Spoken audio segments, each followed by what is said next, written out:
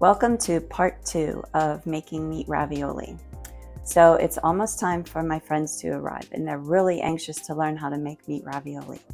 So we have made the sauce. It's simmering in the pot, and we have made the meat filling, and it's actually getting to be room temperature now. And we're gonna, as soon as the people come, we're gonna start making the dough and then putting the raviolis together. If you've made your meat ravioli the night before and you put it in the refrigerator to cool, you'll want to take it out before you start making the dough and the ravioli so that it can acclimate and become room temperature. You don't want to put cold meat into room temperature dough, and you don't want to put hot meat in room temperature dough. And we're also going to mix it.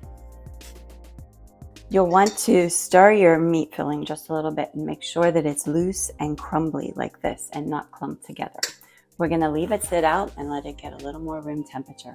And we're going to check our sauce that we started earlier today.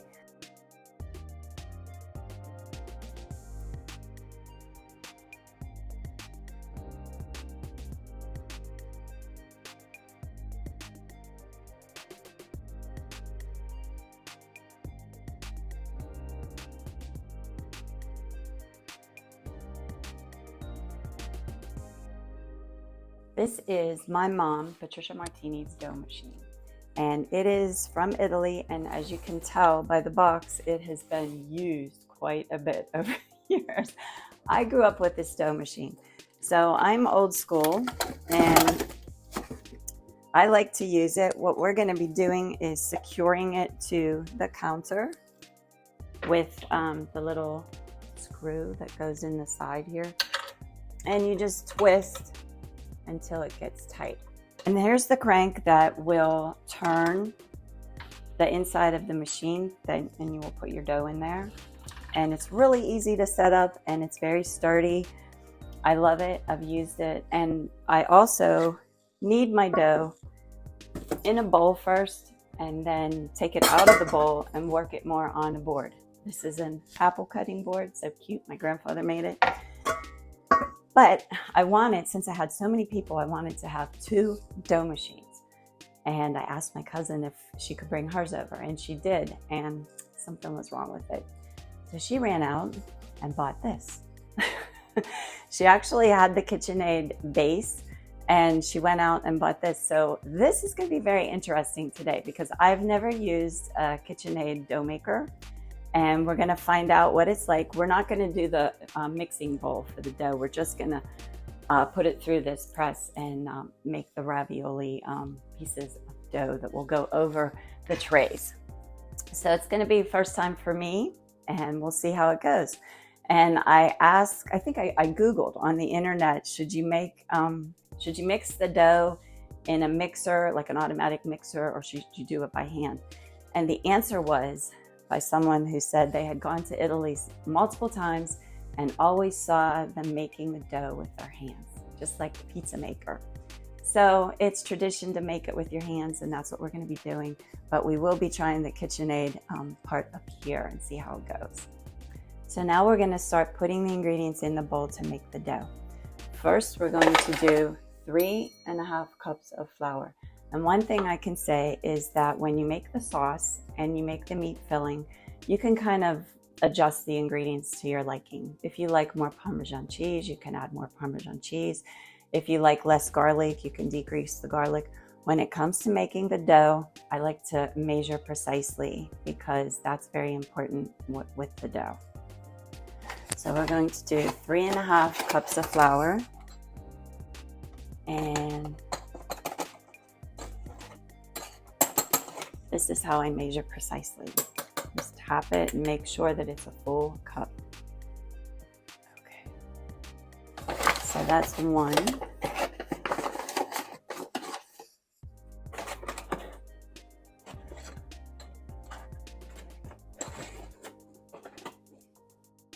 Two.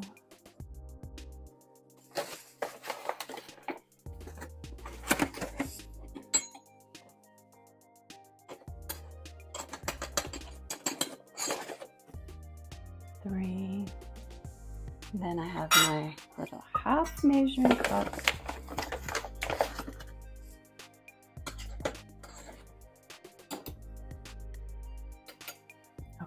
3.5 cups of flour. Then what we're going to do is make a well in the middle of the flour. And this is just to help you mix. We'll put our eggs and our oil in there, and then we'll draw in the flour from the sides as we go. And another thing that I like to do, which isn't necessary, you can put your eggs right in there, but I like to pre-mix my eggs. So I will crack all of my eggs in here and pre-mix them. And I will also put the olive oil in there.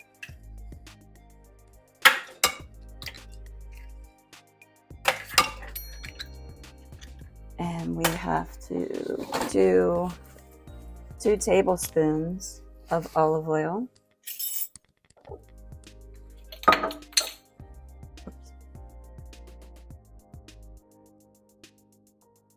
This is my mom's recipe for dough. I know that there are other recipes online that don't include oil, and I almost changed it, but I thought I want to keep it my mom's recipe. We also need a pinch of salt. I have just a little bit. I don't like to cook with a lot of salt. I think the food has good flavor as it is. I don't want to overpower it with salt. And then something that my mom always did, she used milk, 4 tablespoons of milk, and less or more as needed. I always put 4 in right off the bat. And then if I need more, I do it. And I'll explain that in a little bit. 2, 3, 4. And we'll keep the milk right there in case we need it. And now we're just going to mix this up.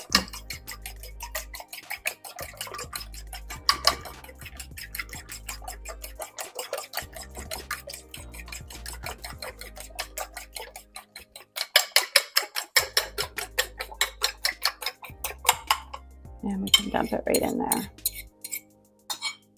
Now we start mixing and kneading.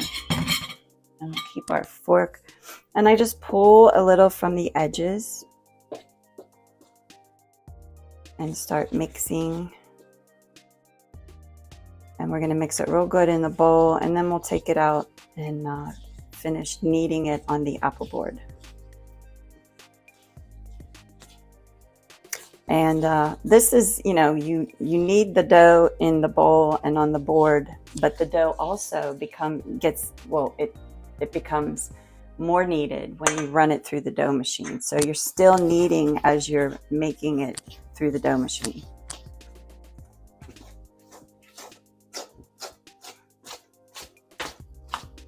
Okay, when it gets to about this consistency, where it kind of is looking a little dry instead of wet, that's when you want to get your hands in there and knead it. And my hands are freshly washed. I'm going to take my bracelets off. I'm going to cook with jewelry.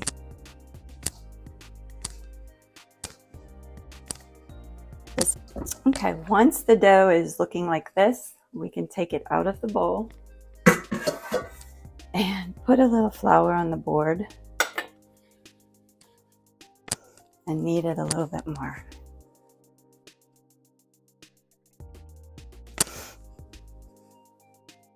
And you just keep pushing and squeezing. Then we want to divide the dough into sections.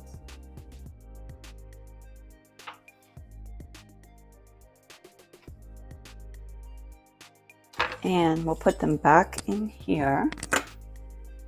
And what my mom always taught me was to put a dishcloth that has warm water on it, squeezed out, and this will keep the dough nice and moist while you're working.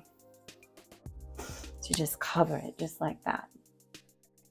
So now we're going to remove one of the sections of dough. And I put some flour on the apple board. We're kind of just going to get a little flour on it so that it doesn't stick to the dough machine. And what you want to do is you want to kind of make it into like a postcard because it has to go through the dough machine, and it's very thin. And when you run it through the first time, it's not super kneaded just yet, so there might be some holes. You have to keep running it through.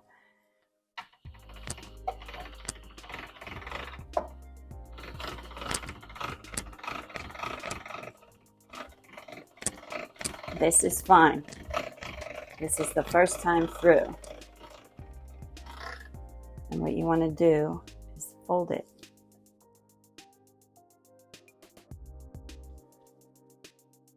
And you keep running it through. And this is basically kneading it more.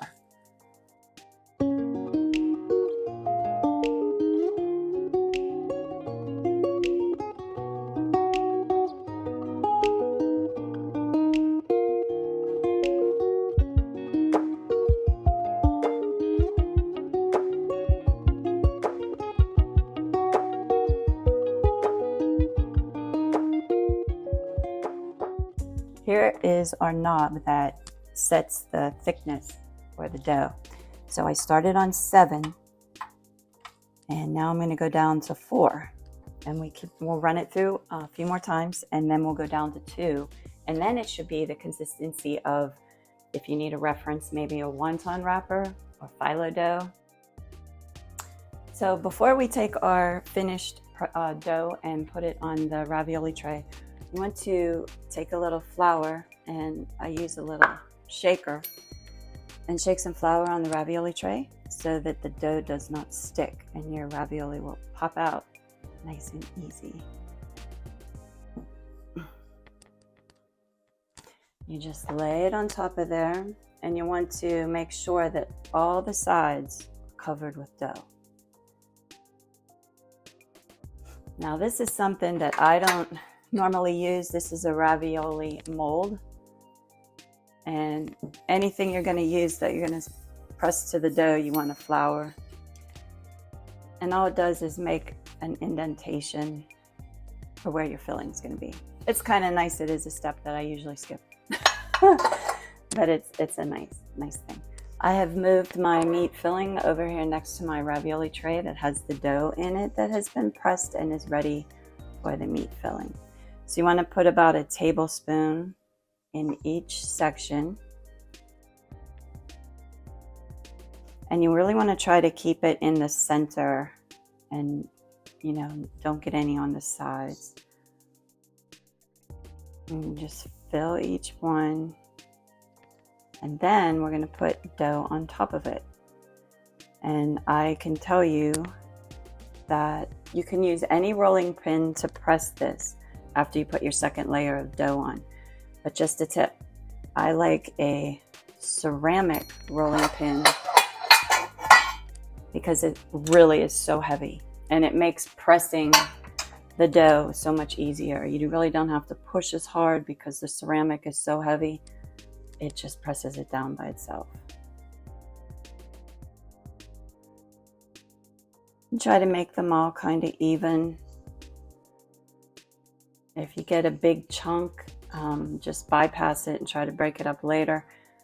Big chunks can poke a hole through your ravioli, so you don't want big chunks in there.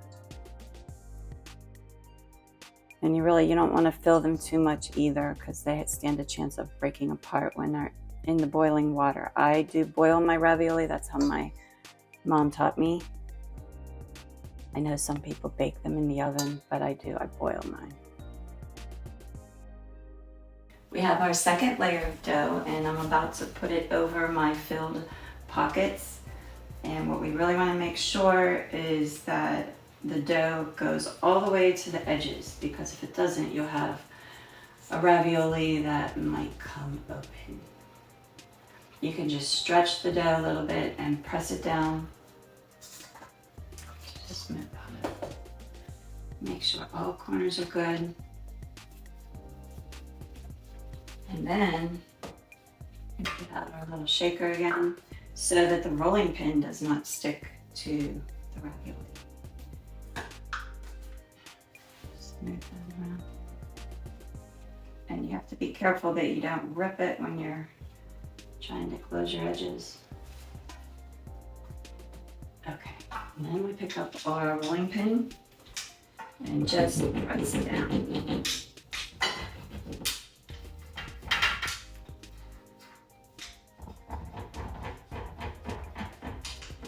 What you want to do is try to get every edge. You can turn your rolling pin sideways to get the edges. You see how it's ripping them and cutting them? And just get all the edges. And then you have to go in the middle too.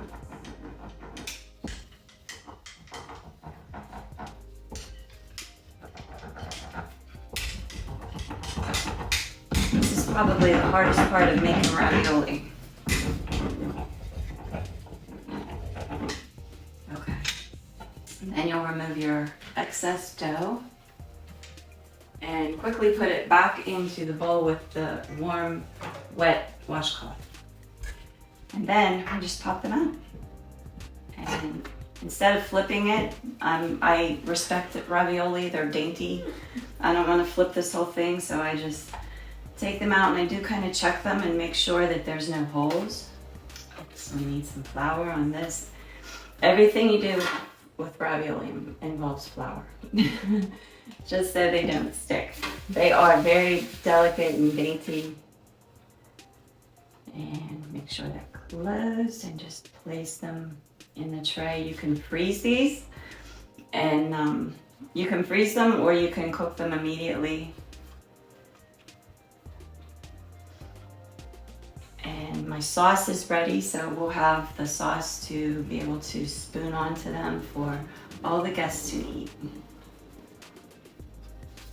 So now we have the completed 1 dozen ravioli and we're going to boil them. And here's a few tips with boiling. You don't really want a full, vigorous rolling boil because, as I said before, ravioli are dainty and delicate, and you don't want them to come apart in the rolling boil. So it's nice to have it, I think the actual term is a rolling simmer. So if you want to look, it's just kind of little bubbles, not big bubbling. You won't hear any noise like you do when a full boil is happening. And I'm just going to turn it down just a little bit to keep it at this point because I don't want it to develop into that full boil. And we will gently pick up the ravioli and just kind of drop them in. And you don't want to drop them on top of each other because they could stick. And I usually put maybe 6 or 8 in at a time. You'll want to cook the ravioli in batches. You don't want to put too many in there. Maybe I could go one more. No, I'll just wait. And another awesome tip is, especially if you're cooking a lot of ravioli, like for a big party, you want to cook them fast, get them done. Everybody wants to eat. If you use a slotted spoon, you can see that there's parts of this spoon that does not have holes in it. When you're transferring it into your casserole dish, the cooked ravioli, it will take water with it, which is going to water down your sauce. So this is a great tool, and it's called a spider strainer. This will scoop out 4 or 5 ravioli at one time, and there's so many holes in here. It really drains quickly, so it's the perfect thing to have for a party. What we're going to be doing is taking the lid off of the sauce, putting some sauce into this casserole dish, and then we'll put the finished ravioli on top of the sauce. We'll be taking them from the boiling water to the casserole dish. And then we'll be done and they'll be ready to be eaten. So the ravioli are almost done boiling. I'm going to put a little sauce in this casserole dish and spread it around just a little bit. We'll put more on top after they're in there. Put that right there and get my spider strainer. You can see they've come to the top, and it's been roughly 3 or 4 minutes. Sometimes I like to go a little longer, and your cooking time can depend on the thickness of your dough. So if you rolled a thicker dough, you might want to cook them a little bit longer. And we are at a boil again, a vigorous boil, so I'm turning it down. You just have to keep watching them. I'm probably going to scoop out about 5, and you can see it drains really well. This slotted spoon just does not cut it for big parties. And you have hungry people waiting.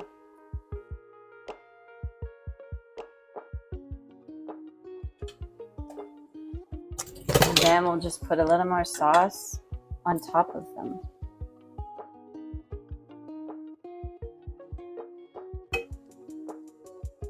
And since we still have more to cook, I will put the lid on the casserole dish and we'll wait until these are done. And you have to have a little bit of Parmesan or Asiago with your ravioli when they're done. Everybody loves cheese, and that's the perfect topping for the ravioli when they're finished.